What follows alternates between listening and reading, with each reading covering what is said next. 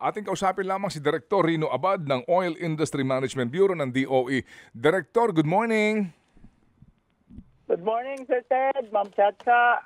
Magandang umaga sa ating mga kababayan. Opo, ano po ang pagtatansya ng DOE sa mga pwede pong taas presyo ng diesel at gasolina by Tuesday next week, sir? Sa gasolina ho, baka abutin ho tayo ng 3 pesos. Sa diesel, baka more than 4 pesos po ang adjustment next week. Okay, more than 4 pesos for diesel and more than 3 pesos sa gasoline. All right. Pwedeng umabot ho ng 3 or a little bit more than 3 pesos. Okay. Sa gasoline. Sa kerosene po, attorney. More than 4 pesos din ho. Parang diesel, no? Yes. Apo. Okay, sige. So malaki-laki ito, no? More than 4 pesos and more than 3 pesos. Basically po, ano ang dahilan nito? Sir Ted, nung this week, ang naging adjustment ay bunsod nung increase for the past 2 weeks na around $4 per barrel. Ngayon ho, unfortunately, yung diesel halos $10 per barrel ho in the past 4 days pa lang. So hinihintay pa nga natin yung Friday ngayon na trading price, no? Kerosene ganun din ho, almost 10 pesos, $10 per barrel. Ang gasolina lang ho, around $6 per barrel. So ito ho talaga ang bunsod bakit na doble, no? Kasi dati ang ating adjustment this week 1.8 pesos lang. Ngayon pinag-uusapan doble, 3 pesos sa gasolina, more than 4 pesos sa diesel. Dahil doble-doble ho, from $4 ngayon ang diesel ang nakikita ho nating increase for the past 4 days ay umaabot ng $10 per barrel. Okay, yung po bang increase na yan sa world crude prices per barrel ay dahil sa supply issue or sa fear of war? Or speculation on the war? Nasa speculative stage pa rin ho tayo, wala hong actual supply disruption. Ted. Pero of course yung speculation nga yan, yung napakadali hong nagiging bunsod palagi ng mga increases. At pag nakakabalik naman ho ang price, medyo matagal-tagal, no.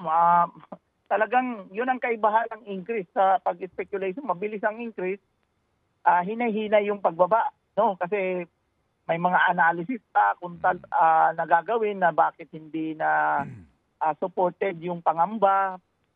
Pero yung pangamba, ang bilis kasi. So, andyan kaagad. So, ito ho yung naramdaman natin for the probably for the second week na. No? At baka nga patuloy pa ang usually ang epekto nito pag ganito na umaabot ng hanggang dulo ng month na to. Okay, Cha. Yes po. Director Rino, ano pong contingency plans ngayon ng DOE dito po sa patuloy na pagtaas ng presyo ng krudo?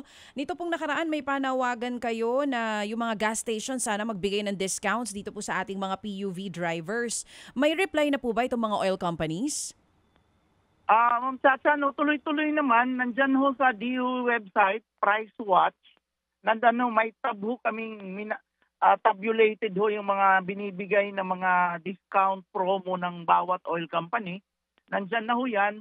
Ang hinahanda ho naming meeting ngayon, next week, bawat individual oil company, yung 10 major oil players na nag-o-offer ng mga services sa gasoline station level, yan ay kakausapin ho next week from Wednesday to Friday.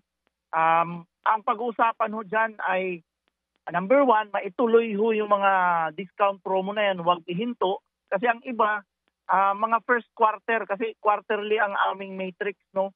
Mga first quarter ang mga offer. Sana ituloy yan sa second and third quarter. At the same time, kung may maidadagdag sana pang mga discount promo. Kasi ang mga target dito, mga PUB, no? But we know of course that hindi lang PUB ang nasasaktan doon sa increases, kundi pati yung mga private commuter at may mga private na vehicle.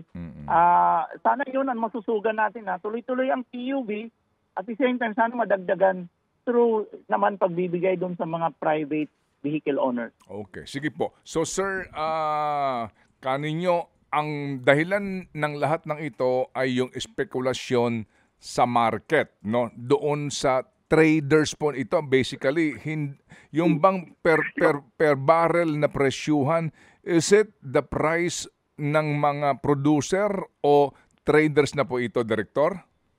Ito ho'y epekto na ng discovered price doon sa trading, no? So, halo-halo na ho yan, Sir Ted. May mga producer kasi na meron din silang trading arm, no? Meron din namang mga producer na umaasa doon sa mga independent traders. So, halo-halo na po ito. Gaya ng Saudi Aramco, may sariling trading arm yan.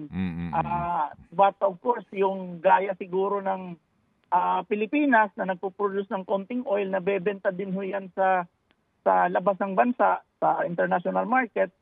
Pero dahil maliit, hindi ho nangailangan ang malampaya. For example, hindi nangailangan ang malampaya ng trading arm pa kasi ang liit eh. So mayroon na lang siguro silang kinokontak na mga independent trader to deal with the product. Okay, sige po. Salamat na marami po, Director, sa inyo pong paliwanag po sa aming programa. Thank you, sir. Magandang umaga ulit, Sir Ted. Apo, thank you. Yun na. Director Rino Abad ng DOE.